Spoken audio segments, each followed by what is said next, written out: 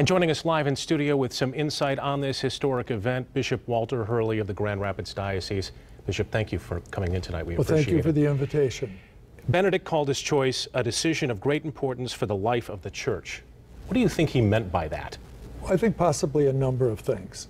First of all, it reflected his judgment. He was unable to carry out the necessary functions of the Pope in serving the Church, and in keeping with his love and affection for the Church, he felt it was important to step out of the office and allow someone younger who could move forward with it.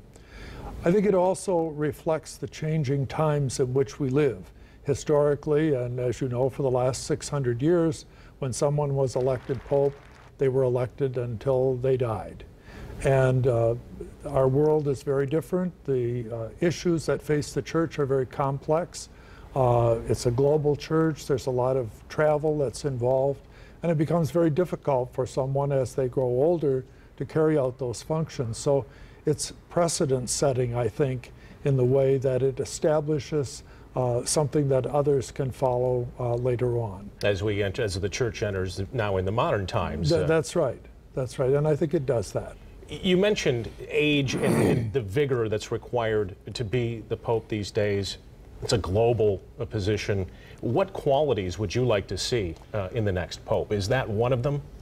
Well, it obviously has to be somebody who has energy and life, and somebody who has a deep love for the Church. I think that's ultimately one of the basic requirements, and a real desire, as the cardinals do, to proclaim the gospel to the world and to make the world a better place for mankind and humankind in which to live, and to serve God's people in a way that will benefit us all. Now, your reaction personally to the news this morning, were you shocked, stunned, surprised? Because in a way, your future kind of depends on who the Pope will be, or the Pope staying in position. Well, to some degree that's true. Actually, it was Pope Benedict that appointed me to be the Bishop of Grand Rapids, and only the Pope can appoint a bishop. So where that places me, I'm not too sure, and I'm comfortable where I am, and whatever I need to do, that's what I'll do. When it's time, then it's time, and I like what I'm doing now, and we'll keep doing it until somebody tells me not to. That's right. Oh, like we heard in the piece, the clip there about awaiting instructions. In the meantime, we'll just pray. Yes, that's right.